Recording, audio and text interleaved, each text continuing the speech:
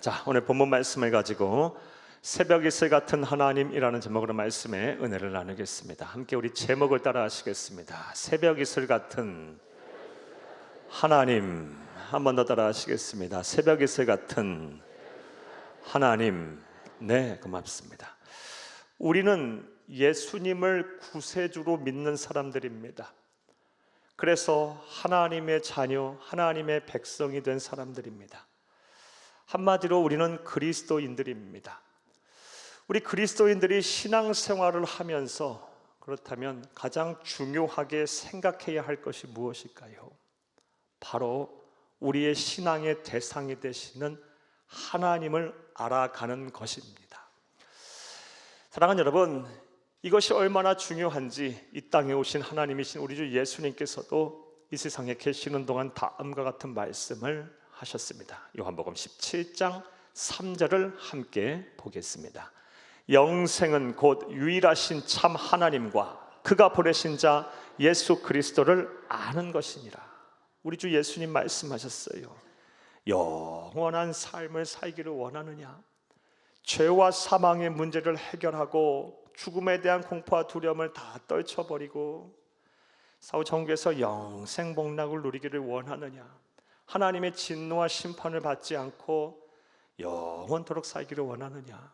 그러하기를 원한다면 예수를 믿고 또 예수를 알고 예수를 보내신 하나님을 알기 위해 힘쓰라라고 말씀하셨어요. 물론 여기서 안다라는 말의 의미는 단순히 우리가 지적으로 이해한다, 지식을 습득한다, 지적으로 공감한다라는 차원에 머무는 것은 아니에요. 우리가 하나님을 아는 지식이 우리의 가슴으로 내려와서 우리의 믿음이 되고 이 믿음이 우리의 삶과 우리의 인격을 다스리는 굳은 신앙으로 나아갈 때 비로소 우리는 구원받고 영생을 할 수가 있는 것입니다. 한마디로 전 인격적으로 예수를 알아야 합니다. 지적으로도 알고 감정적으로도 동의하고 또 의지적으로 결단하며 그리스도인답게 신앙을 지키며 살아야 합니다. 부디 말씀을 들으시는 모든 분들이 예수를 알기 위해 하나님을 알기 위해 힘쓰시기를 바랍니다. 온전히 알기 위해 힘쓰시는 여러분 되시기를, 온전히 인격적으로 예수를 알아 구원받고 영생하시기를 간절히 주의 이름으로 축복합니다. 그런 이유로 우리의 신앙의 지침이 되는 하나님의 말씀인 성경을 우리는 대할 때마다 항상 하나님이 어떠한 분이신가에 집중해서 우리는 하나님의 말씀을 보고 있고 들어야 합니다. 지금 이 시간에도 마찬가지예요. 하나님이 어떤 분이신가, 우리 주 예수님이 어떤 분이신가를 집중하며 말씀을 들으셔야 합니다. 그런데 참으로 다행스럽게도 절대 진리인 성경을 보게 되면 하나님께서 직접 당신이 누구신가를 우리에게 말씀 참 많이 해주셨습니다. 그리고 우리의 이해를 돕기 위해서, 우리의 이해를 쉽게 하게 하기 위해서 하나님은 비유를 통해서 많은 말씀을 하셨습니다. 간단하게 몇 가지 말씀 한번 드려보겠습니다. 먼저 구약의 말씀을 보게 되면 하나님은 당신 자신을 우리에게 설명하면서 나는 너희들의 아버지가 된다라고 말씀을 하셨어요. 성경에 보면 하나님은 우리의 아버지가 되신다는 말씀 참 많이 하셨어요. 직접적으로 표현하신 말씀은 15회 이상입니다. 이와 관련한 말씀 한 구절 보겠습니다. 이사야서 63장 16절을 함께 보겠습니다. 주는 우리 아버지시라. 아브라함은 우리를 모르고 이스라엘은 우리를 인정하지 아니할지라도 여호와여 주는 우리의 아버지시라. 옛날부터 주의 이름을 우리의 구속자라 하셨거늘. 아멘. 하나님은 우리의 아버지가 되십니다. 사랑하는 여러분, 그렇다면 아버지는 어떤 분일까요?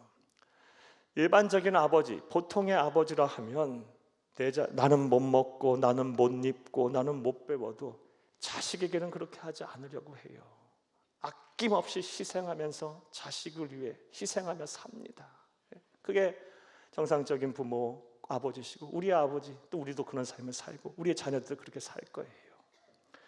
따라서 하나님이 우리의 아버지가 되신다는 것은 우리를 위해 희생을 아낌없이 하시면서 우리를 책임지신다라는 말씀이에요. 그것도 언제까지? 영원토록요. 따라서 지금 삶이 힘들고 염려와 근심, 불안 속에 계신 분들이 계신다면 아버지 되시는 하나님을 바라보시고 여러분의 귀한 삶을 맡기세요. 그리고 염려와 불안, 근심에서 벗어나세요. 하나님이 여러분에게 자유를 주실 거예요. 확신을 주실 거예요. 평안의 은혜를 내려주실 줄로 믿습니다.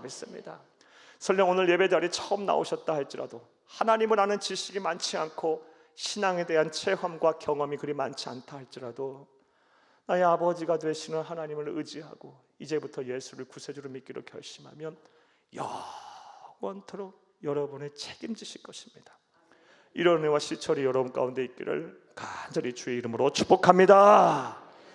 또 구약의 말씀을 보게 되면 하나님께서는 비유를 통해서 당신 자신을 소개하였는데 이런 표현 참 많이 나옵니다. 특별히 시편에 보면 많이 나오는데요. 나는 너희의 방패다, 산성이다, 요새다, 반석이다, 구원의 뿌리다 라는 말, 이런 표현 많이 하십니다. 시편 18편 2절 한 구절 보겠습니다.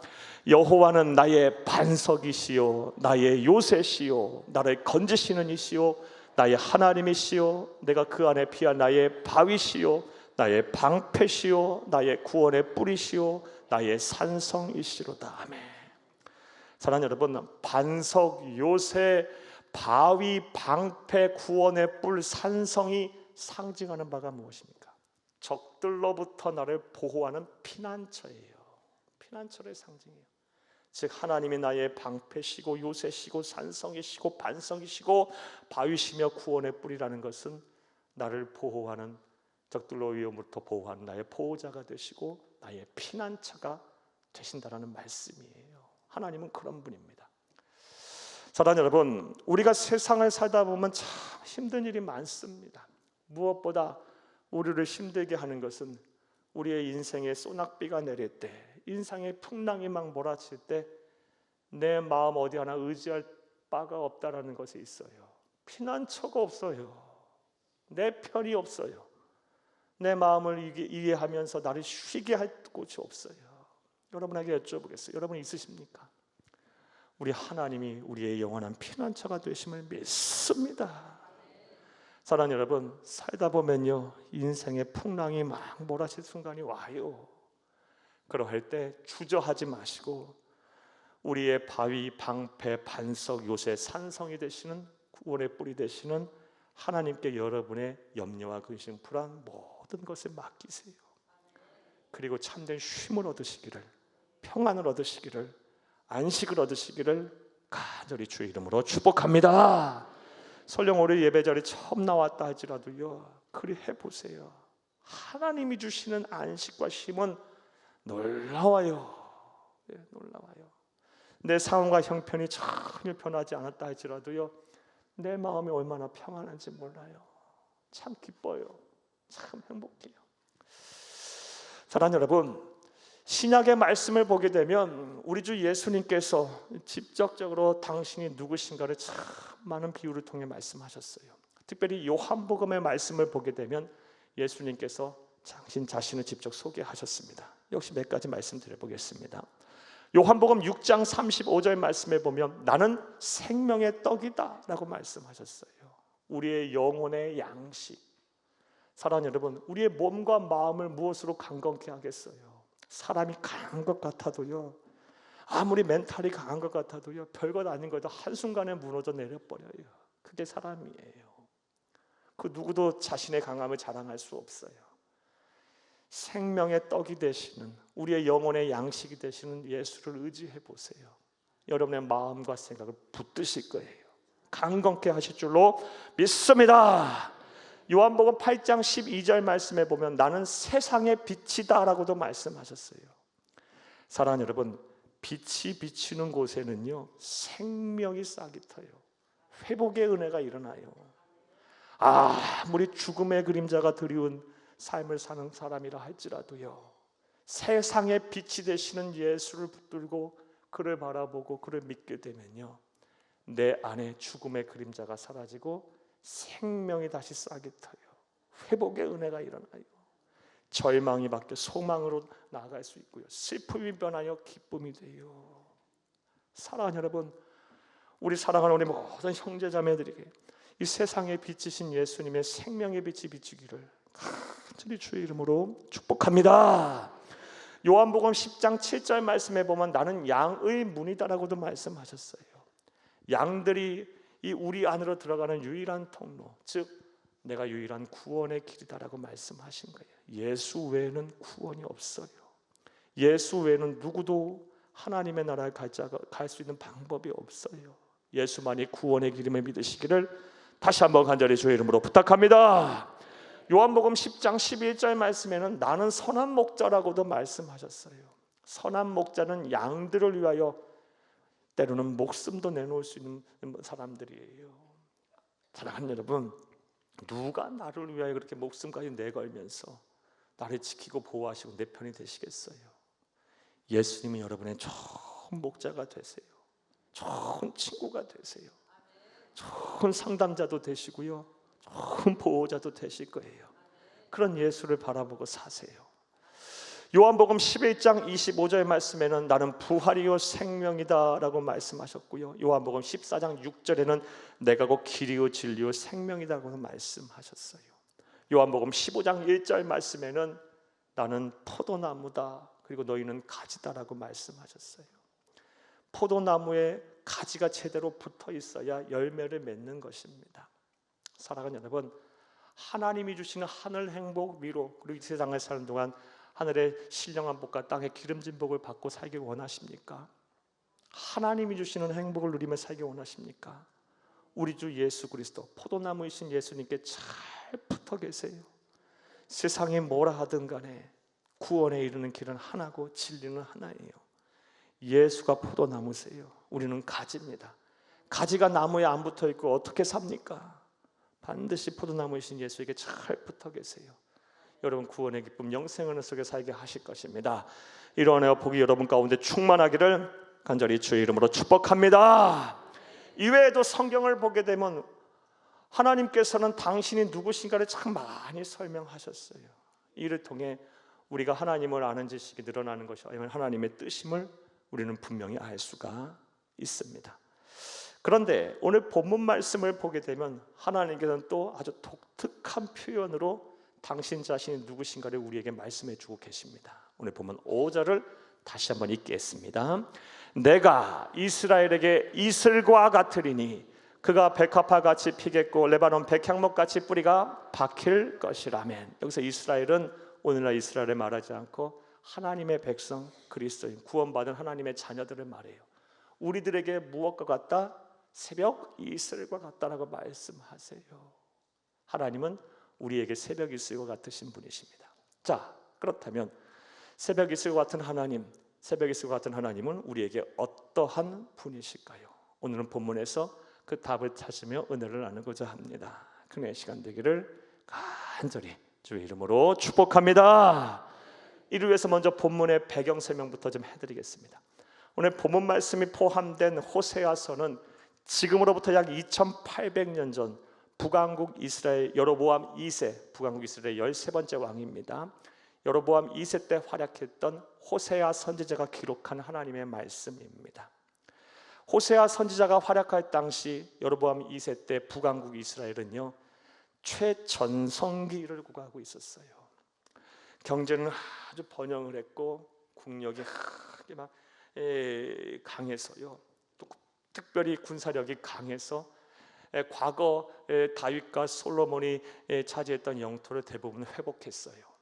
자, 겉으로 보기에는 아주 나라가 걱정이 없었어요. 부국강병했어요. 그런데 내부적으로는요 아주 사회가 병들어가고 있었어요. 국운이 기울어가고 있었어요. 왜냐하면 이 백성들의 사치와 향락이 크게 달해 있었고요, 이 사회 지도층들의 도덕적 해이는 만연했고 부정부패와 빈부의 격차가 너무 심했어요. 그런 상황 속에서 영적으로 힘이 타락했어요. 이단과 사술이 막 성행했고요, 하나님의 백성이라고 하면서 하나님을 멀리하며 우상을 숭배하는 일들을 저질렀어요. 나라의 국운이 막 기울어가고 있었어요. 그럴 때 하나님께서 너무 속상해 하시면서 호세아 선지자에게 다음과 같은 말씀을 하셨습니다. 호세아서 10장 1절에서 2절을 함께 보겠습니다. 이스라엘은 열매 맺는 무성한 포도나무라. 그 열매가 많을수록 재단을 많게 하며 그 땅이 번영할수록 주상을 아름답게 하도다. 그들이 두 마음을 품었으니 이제 벌을 받을 것이라. 하나님이 그 재단에 쳐서 깨뜨리시며 그 주상을 하시리라. 아멘. 하시리라. 앞서 말씀드린 대로 이스라엘은 하나님의 백성들의 말이에요. 무성한 포도나무라. 번영케 하셨다. 다 그것이 나의 은혜고 하나님의 은혜였다. 그런데 뭐랍니까? 하나님의 은혜를 그들은 잊고 주상을 아름답게 했다. 우상 숭배했다. 그래서 하나님께서 너무 속상해하시면 뭐라 말씀하십니까? 너희들이 이제 두 마음을 품었으니 나를 섬긴다고 하면서 우상을 섬기니 내가 너희에게 벌을 내릴 것이다. 진노와 심판을 말씀하셨어요. 얼마나 속상하시면 이런 말씀하셨겠습니까? 그런데 하나님은 사랑이신지라 진노와 심판뿐만 아니라 회복과 또 언약의 말씀을 주셨어요. 그리고 이것을 확증하기 위해서 호세아 선지자의 삶을 통해서 하나님은 끝까지 하나님의 백성을 포기하지 않는다는 것을 보여주셨어요. 그 내용이 바로 호세아서예요. 역시 간단하게 말씀드려볼게요. 호세아서를 보게 되면 하나님께서는 호세아 선지자에게 다음과 같이 명령하셨어요.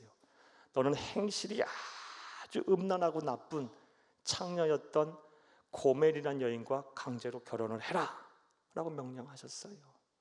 호세아 선지자가 그런 여인과 결혼하고 싶었겠어요. 그런데 하나님의 명령이니 어떡합니까? 이 고멜이라는 음란한 여인과 결혼을 합니다. 그리고 이남 1년을 낳고 잘 살았어요. 그런데 갑자기 이 고멜이라는 여인이 옛버릇을 놓지 못하고 가출을 해서 또 딴 남자하고 막 이리저리 하며 살아요. 음란한 짓을 계속해요. 그러다가 결국 큰 빚까지 지고 노예가 돼버려요. 이쯤 되면 호세아 선지자의 마음이 어떻겠어요?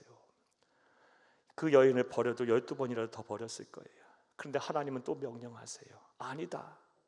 네가 가진 것을 모두 가져다가 이 여인의 빚을 갚고 다시 데려와서 행복하게 살아라. 포기하지 말고 살아라.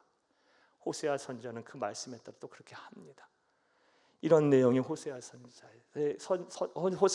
내용이에요. 이 말씀을 통해서 하나님이 하고자 하는 말씀이 무엇입니까? 호세아 선지자는 하나님을 상징하고 고멜이란 여인은 하나님의 백성, 타락한 하나님의 백성들의 말이에요. 하나님은 끝까지 하나님의 백성을 포기하지 않고 사랑하시겠다는 약속의 말씀이에요. 그리고 이러한 상황 속에서 하나님은 하나님의 백성들을 향하여 당신이 누구신가를 말씀하셨는데 그것이 바로 나는 너희의 이슬과 같다라고 말씀하신 거예요. 자, 이제 이런 내용 이해를 바탕으로 전제로 오늘 우리가 해결해야 될 질문에 대한 답을 한번 찾아보겠습니다. 사랑하는 여러분, 하나님은 우리를 향해서 새벽 이슬과 같다라고 말씀하세요. 그렇다면 이슬과 같은 하나님은 어떤 분이실까요? 이제부터 따라하시겠습니다. 첫째로 우리를 부유하게 하시는 분이십니다. 하나님이 우리를 향해서 이슬과 같다라고 말씀하셨을 때는요, 우리를 부유하게 하시기를 원하시는 분이란 뜻이에요. 사랑하는 여러분, 성서 시대의 배경이 되는 이스라엘 땅은요, 연평균 강수량이 600mm 이하인 아주 건조한 기후 지역이에요. 1년에 대략 2번 정도의 비가 옵니다. 4월 달에 한 번 오고요, 10월 말, 11월 초에 한 번 더 와요. 이 2번밖에 비가 안 오기 때문에 물이 아주 귀합니다. 그러다 보니 사랑하는 여러분, 깊은 밤 그리고 이른 새벽에 내리는 이 이슬이요, 그들에게 있어서는 적은 양이라도 생명수와도 같은 거예요. 따라서 성경을 보게 되면 이슬은 부요함을 상징합니다. 이와 관련된 말씀 보겠습니다. 창세기 27장 28절을 함께 보겠습니다. 하나님은 하늘의 이슬과 땅의 기름짐이며 풍성한 곡식과 포도주를 내게 주시기를 원하노라. 아멘. 이 말씀은요, 나이가 많이 들은 이삭이 그의 아들 야곱을 향하여 축복한 말씀이에요. 하나님은 하늘의 이슬과 땅의 기름짐이다. 부요하신 분이시다. 내 아들 야곱, 하나님께서 너에게 복을 주시기를 원한다. 부유하신 하나님께서 풍성한 곡식과 포도주가 넘쳐나게 하시기를 원한다. 이슬은 부요함을 상징합니다. 따라서 하나님이 이슬과 같다라는 것은요, 부요하신 하나님, 우리를 부요케 하기를 원하시는 분이라는 말씀이에요. 하나님은 우리가 부요하게 살기를 원하십니다. 이와 관련한 말씀 또한 보겠습니다. 고린도후서 8장 9절을 함께 보겠습니다. 우리 주 예수 그리스도의 은혜를 너희가 알거니와 부유하신 이로써 너희를 위하여 가난하게 되심은 그의 가난으로 말미암아 너희를 부유하게 하려 하심이라. 아멘. 하나님보다 부유하신 분이 어디 있습니까? 천하 우주 만물을 창조하시고 주관하시고 소유하신 분이신데요, 창조주신데요, 그런 분이 이 세상에 오셔서 스스로 가난하게 된 것은 그를 믿는 우리를 부유하게 하기 위함이랍니다. 따라서 하나님의 뜻이 우리를 향해 부유함이 있기에 우리 그리스도인들은요 부유하게 사시는 것이 맞습니다. 사랑하는 여러분, 하나님은요 우리가 가난하고 궁핍하게 사는 것을 원하지 않으세요. 그게 하나님의 뜻이 아니에요. 이 세상에서 고생하다가 겨우 하나님의 은혜로 우리의 영혼만 구원받는 것, 그거 하나님의 뜻 아닙니다. 하나님의 백성은 이 세상을 사는 동안도 여유롭고 부유하게 사셔야 돼요. 물론 깨끗한 부자, 청빈한 부자로 사셔야죠. 그게 하나님의 뜻이에요. 우리 사랑하는 우리 모든 성도님들, 부유하게 하신 이슬과 같은 하나님이시기에 그래 믿는 저와 여러분 모두가 다 부유한 삶을 살 수 있기를 간절히 주의 이름으로 축복합니다. 자, 그렇다면 좀 더 구체적으로 하나 더 생각해 볼게요. 하나님의 뜻이 거기에 있다면 우리가 부유하게 살아야 할 텐데 어떻게 하면 그렇게 살 수 있을까요? 이에 대해서는 참으로 많은 말씀을 드릴 수 있겠는데 오늘 주일 아침에 하나만 여러분에게 말씀드릴게요. 누가복음 6장 38절을 함께 보겠습니다. 주라, 그리하면 너희에게 줄 것이니 곧 후이되어 누르고 흔들어 넘치도록 하여 너희에게 안겨주리라. 너희가 헤아리는 그 헤아림으로 너희도 헤아림을 도로 받을 것이니라. 아멘. 이 말씀 속에서 우리는 성경의 위대한 역설의 은혜를 우리는 보게 돼요. 주라, 그리하면 너희에게 줄 것이니 곧 후이되어 누르고 흔들어 넘치도록 하여 너희에게 안겨준다고 말씀하세요. 세상에서의 경제관념은요 주면 손해를 보는 거예요. 하나를 주면 내 것을 잃어버리는 거예요. 그런데 하나님의 나라에서의 경제관념은 주라, 그리하면 줄 때는, 하나님이 나에게 다시 돌려줄 때는 곧 후이되어 누르고 흔들어 넘치도록 안겨주신다는 말씀이에요. 우리 그리스도인이 세상을 어떻게 살아야 하는지, 어떻게 부유하신 하나님의 뜻에 따라 부유하게 살 수 있는지에 대한 답을 여기서 얻어요. 사랑하는 여러분, 생각해보면 하나님께서 저와 여러분에게 참 많은 것들을 주셨어요. 이 세상 사는 동안 하나님의 나라 갈 때 10원 한 장 가지고 갈 사람 하나 없어요. 이제부터 예수와 복음을 위해, 하나님의 나라를 위해, 가난하고 병들고 지친 사회적 약자들을 위해 여러분의 것을 조금만 더 나누세요. 주라, 그리하면 너에게 안겨주리니 곧 후이되어 누르고 흔들어 넘치도록 우리에게 안겨주실 것입니다. 성경과 기독교 2000 역사 그리고 지금도요 하나님의 백성은 다 이렇게 살고 있어요. 진정 복을 받는 사람들은요 다 이런 삶을 살고 있어요. 그럼 답은 나와 있는 거예요. 부유하신 하나님, 이슬과 같은 하나님의 뜻대로 여러분이 이 세상을 향하여 여러분의 것을 흘려보내므로 우리 주 예수 그리스도처럼 사심으로 부유한 삶을 사시는 여러분이 다 될 수 있기를 다시 한번 간절히 주의 이름으로 축복합니다. 또 두 번째로, 하나님은 우리에게 이슬과 같다고 말씀하셨는데 이슬과 같은 하나님은 어떤 분이실까요? 따라하시겠습니다. 둘째로, 인생의 밤에 반드시 찾아오시는 분이십니다. 인생의 밤, 그것도 깊은 인생의 밤에 반드시 찾아오시는 분이에요. 이슬은 낮에 내리지 않아요. 이슬은 깊은 밤에 동이 트기 전 새벽 미명에 내리는 게 이슬이에요. 사랑하는 여러분, 따라서 하나님이 이슬과 같다고 말씀하신 거는요 우리의 인생의 깊은 밤, 아직 우리의 인생의 동이 트기 전에 그때 찾아오시는 분이라는 말씀이에요. 자, 그렇다면 우리의 인생의 깊은 밤, 동이 트기 전 새벽 미명은 어느 때를 말하는 것일까요? 이것은 시편 4편 말씀을 통해 알 수 있습니다. 시편 4편 1절을 함께 읽겠습니다. 내 의의 하나님이여, 내가 부를 때에 응답하소서.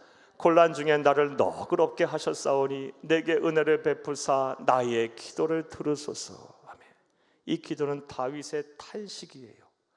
시편 4편은요 성서신학자들이 이 시편 4편을 가리켜 밤에 드리는 기도라는 부제를 달고 있어요. 왜 밤에 드리는 기도라고 할까요? 지금 다윗의 인생을 통틀어서 가장 힘든 순간에 한 기도기 때문에 그래요.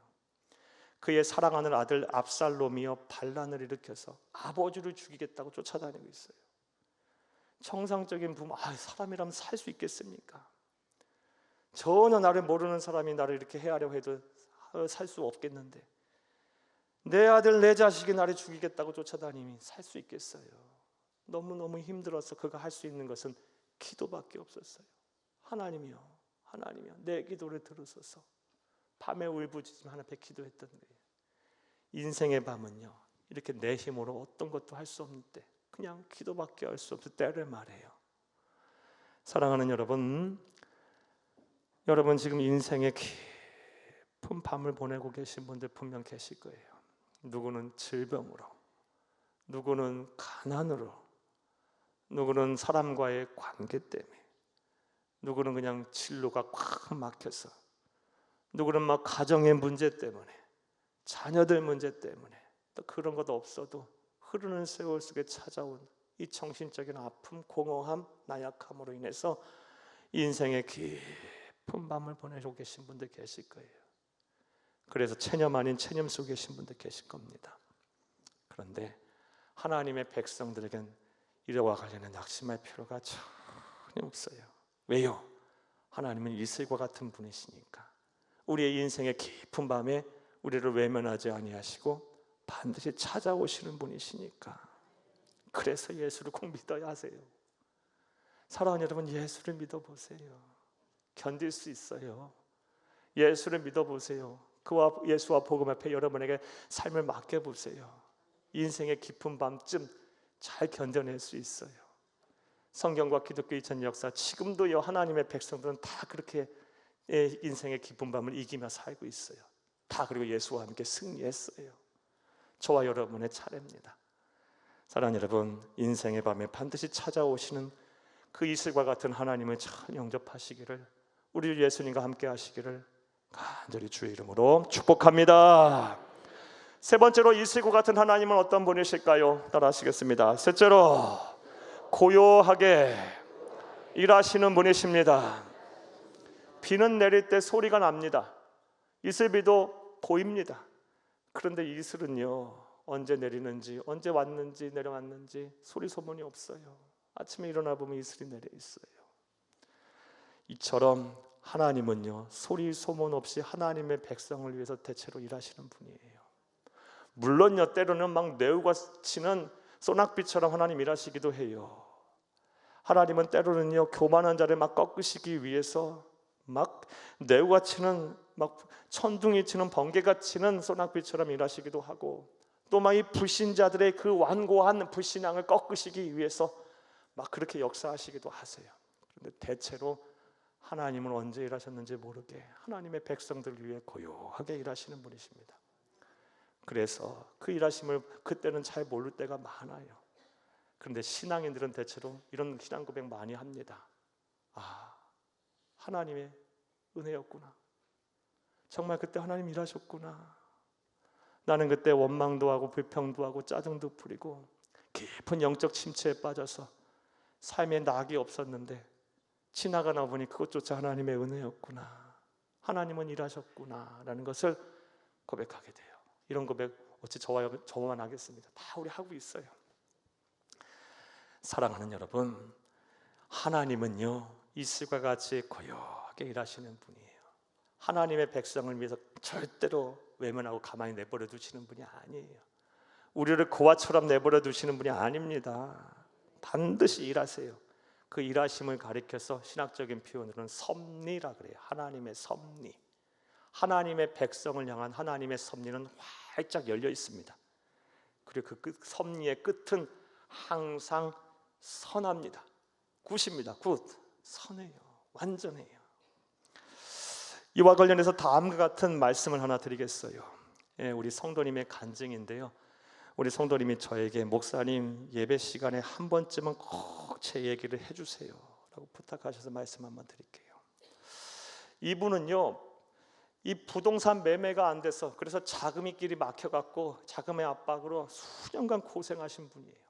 여러분들 가운데 그런 분들 많이 계시라고 봅니다. 집이 안 팔려서 부동산 매매가 안 돼서 막 이 자금의 압박으로 인해서 막 이자 내기 바쁘고 하루의 삶이 막 피말리는 삶 살고 계신 분들 계실 거예요. 많은 분들 계실 겁니다.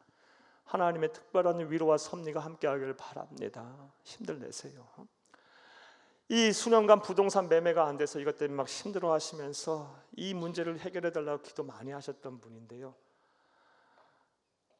이런 말씀을 하시더라고요. 저를 보면서 수년간 부동산 매매를 안 되게 해주신 것이 지나고 나보니 하나님의 은혜였어요.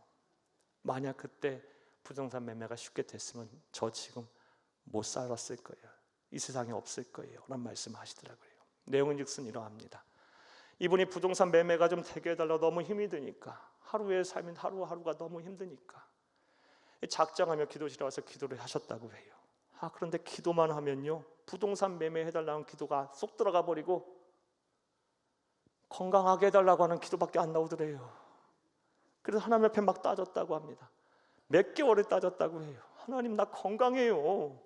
지금 나에게 필요한 건요, 건강이 아니라 부동산 매매예요. 나를 이렇게 모르세요 하나님? 나 이렇게 힘들게 합니까? 아니 살아계시기는 한 겁니까? 막 이랬다고 해요. 그래도 이 기도가 멈춰지지 않는 거예요. 그래서 한 번쯤은 그래, 건강 체크를 한번 해야겠다. 한 번도 안 해봤던 종합 건강 검진을 해보셨다고 해요. 대장암이 발견됐답니다. 초기라서 다행히 간단한 수술하고 끝나셨다고 해요. 그러면서 깨닫게 된 거예요. 하나님은 소리 소문 없이 나를 위해서 가장 선하게 바르고 인도하고 계셨구나. 지금도 부동산 매매 안 되셨어요. 그래서 이런 말씀 하시더라고요. 목사님, 저 염려 근심 하나도 안 해요. 하나님의 섭리를 믿어요. 더 좋은 것을 주시고 더 안전한 것을 주시는 하나님 저는 믿어요. 그리고 이제부터는 그 하나님 의지하고 살 테니 나는 이제 자유합니다. 모르겠어요. 지금 시점에는 팔리셨는지 모르겠어요. 한번 확인해 봐야겠는데요. 사랑하는 여러분, 하나님은요 고요하게 일하시는 분이에요. 그리고 지난날 되돌아보면서 모든 것이 하나님의 은혜였구나, 은혜였구나, 은혜였구나. 너무 고맙고 감사한 일 한두 가지인가요? 오늘 예배자리에 처음 나오셨다 할지라도 이런 하나님을 바라보시고 모든 염려와 근심에서 벗어나시며 사랑하는 여러분 자유하시기를 간절히 주의 이름으로 축복합니다. 말씀 맺겠습니다. 하나님은 우리를 향하여 오늘도 말씀하고 계세요. 나는 너희의 이슬과 같다. 새벽 일슬과 같다. 이슬과 같다는 말씀의 하나님의 뜻이 무엇입니까? 우리를 부유하게 하시는 분이에요. 예수 안에 거하세요. 부유한 삶 살게 될 것입니다.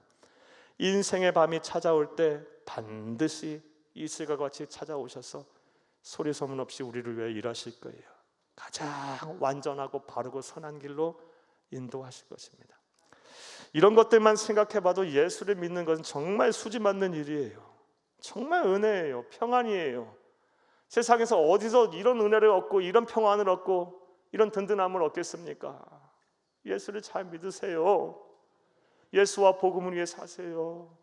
지금까지 여러분의 삶을 위해서 열심히 살았으니 이제부터는 이 힘들고 방해 같은 세상을 우리 주 예수와 동행하며 사세요. 여러분의 참된 행복으로 이끌 것이며 참된 구원으로 이끄실 것입니다. 꼭 그리하셔서 이 세상 사는 동안 하나님을 기쁘시어 삶대 칭찬받으며 하나님의 은혜 속에 하나님 만드신 이 창조하신 아름다운 세상에서 늘 감사와 기쁨, 감동이 넘치는 삶을 사시는 여러분들이 다 되시기를 간절히 주의 이름으로 축복합니다. 축복합니다. 축복합니다.